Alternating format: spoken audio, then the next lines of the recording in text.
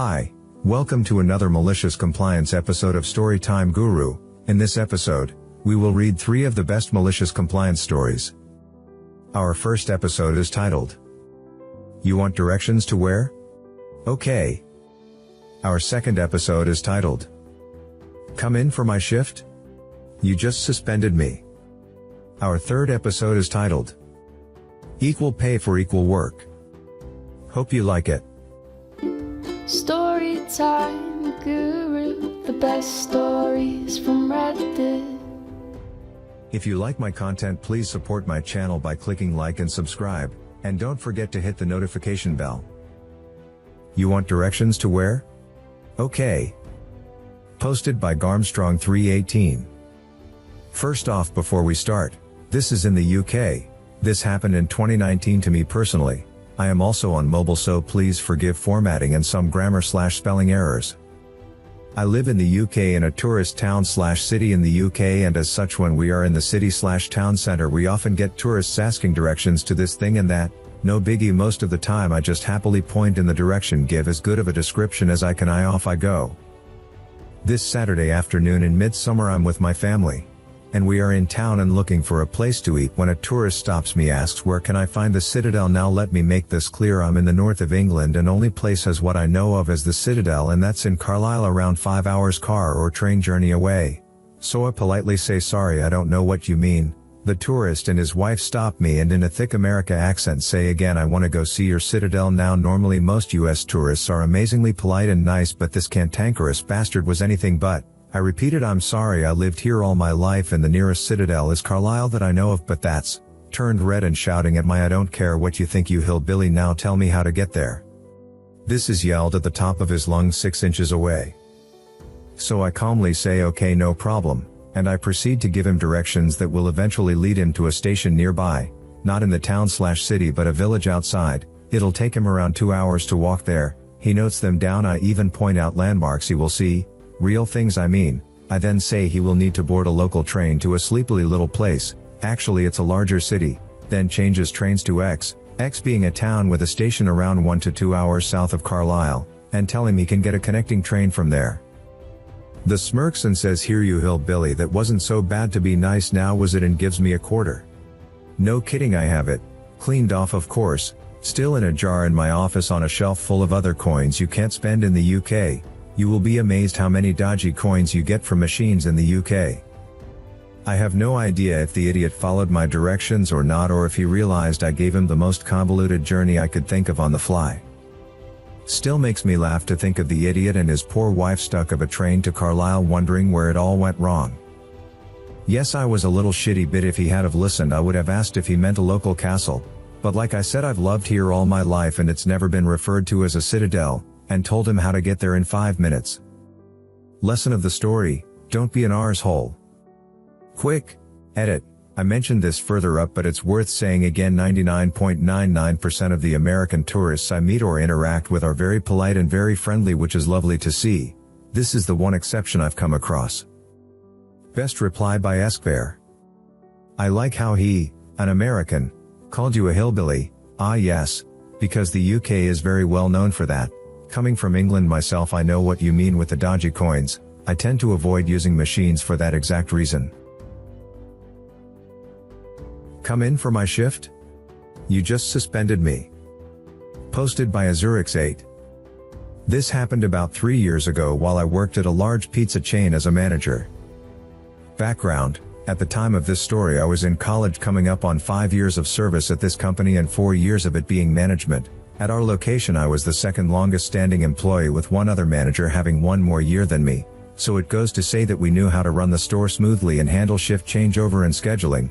The old GM left a lot of this work to us and only stepped in when things didn't add up cash-wise due to someone miscounting. Our GM, my boss, was relocated due moving, so we gained a new GM from outside our area and different corporate office.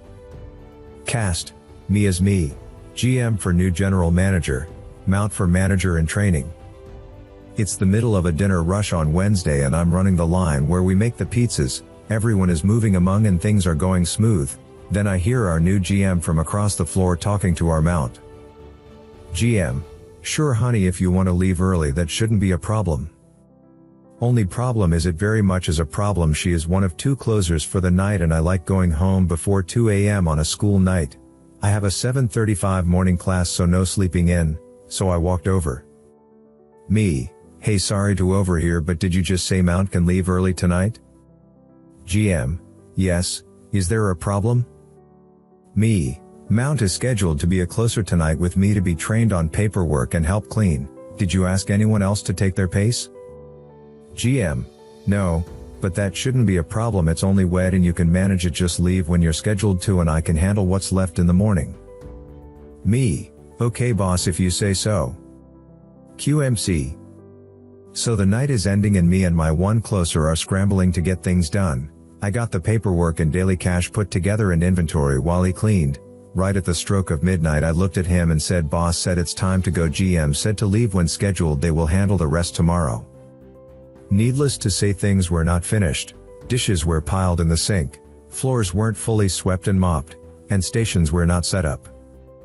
Come tomorrow morning I get a phone call from GM screaming at me asking why the store was a mess and that the moment I need to come to the store and see her. Well, classes ended and I came into work, on my day off might I add, to see GM and Mount staring me down. Me, what seems to be the problem? Mount, you left this store a mess. And you call yourself a manager? GM, she's right, this is unacceptable. Me, I just did as you told me and left at my scheduled time. At this comment the GM blew up and screamed some slew about how Mount can replace me in a heartbeat and that I should have stayed and finished my job. She then proceeded to tell me I'm suspended from work for 2 weeks, and to that I happily said okay. And walked out as I'm now suspended and not supposed to be at work. Fast forward to Friday night. I normally close Friday and Saturdays, and I get a phone call from Mount asking where I am. I humbly reminded her I'm suspended and to enjoy covering it alone. Not even 5 minutes later the GM called me demanding I come work my shift and how she can't believe I'm skipping out. Again I humbly reminded her that I'm suspended on her orders. At this she stammered for a second, then just told me to come in anyway as they have none to cover my shifts. I refused and said I will see her in 2 weeks. I turned in my notice and was never scheduled a shift. Even when I came back, I come to find out the GM ended up covering all my shifts, working upwards of 18 to 20 hours a day as the other manager that normally worked with me was on vacation. It's so nice to watch people stew in the mess they made. Best reply by unoriginal. Metalhead. What a ducking idiot. Was the Mount friends with the GM or something? Cause it seems sketch that the GM was like that with the Mount. Equal pay for equal work. Posted by Haley4221. I used to work in a medical lab and all of my teammates were male, and I am female. I did almost twice as much as anyone else and got paid less than anyone else in the same position in the entire lab, including females. Eventually I noticed that I did more work when my coworkers were asking me to help them out with their job because I was efficient and had extra time. I asked for a raise or to be put on an easier project. My boss said no because I made sure things were done on time, and I was the only one who could actually do all the work. I decided to do the exact same amount of work as the coworker that makes the next lowest amount of money, so it's still more than me but also pretty low. When I started doing this I started getting behind in my work and had a meeting with my boss. We all send daily updates to the team, so I pulled out my coworkers' daily updates and my daily updates and showed him that they were exactly the same. I'm on a different project but it takes the same amount of time to do the same work, it's just that my project is more intensive. I asked to be bumped up to that coworker's salary and if I was bumped up I would do more work. He said no. I went to HR, they said talk to him. I talked to his boss who told me to talk to him, who said no. He stopped complaining about being behind and asked my project manager to help me out on my project. He ended up being utterly useless and acting like a child when I explained I was done with work and showed him my coworker's previous daily update and explained that's all I got paid to do, so that's all I'm doing. He basically just stalked me to watch what I was doing, but my boss only wanted proof I was actually in the lab, not that I was doing work. I decided to amp it up. My next lowest paid coworker made 12% more than me, so I did 12% less than him. Now I still have all my previous skill, so I would just sit myself at a computer and just play games or whatnot for the remainder of my shift. It drove him up the wall, especially cause that's all I could do in the rules, so if he asked me to not do that I had email chains between him and I about where and what I could do during breaks. We had required 2 15-minute breaks on the clock and an off-the-clock lunch. However, we can't use our phone in the lab. Most chairs were in dirty, biohazardous areas and clean chairs were limited, and it'd be rude to move those. But sitting on the floor in the locker room was unprofessional. We could use our phones in offices, but we couldn't take breaks in there because we'd be a distraction. The building was huge and had one break room that took 3 to 4 minutes to walk to from my lab, and breaks were 15 minutes total, so that was useless. I tried sitting in the hall, but creepy guys kept coming by once they figured out my routine. So, I'm taking my breaks in the lab on the lab computer, but it's 15 minutes uninterrupted. If you get asked a question or interrupted in any way, then you restart your 15 minutes. There was no way I was going to be in the lab and it be quiet and I wouldn't get interrupted, especially if I went down the BuzzFeed quiz black hole. Everyone wanted to go at it as well, so I could take my 15-minute breaks in the lab and get them to last 2 hours within the rules. I was in the lab the whole time, and since my PM was keeping an eye on me, I could turn around and ask if he needed anything since he kept passing by, then start my timer back. Anyway, I got away with it long enough to find a new job, especially since I applied to jobs on the clock. I quit and am now making 45% more in salary, and now they are over 1750 samples behind, which is 2 weeks worth even for me, a month at their current rate. I never got more than 400 samples behind at my laziest, and that almost broke my laziness strike because I actually have an alright work ethic. Upper management, meaning 2 or 3 people above his boss, are now getting involved to see why the samples are so far behind, and action is taken to look into what can be done. I am friends with 2 of my old coworkers.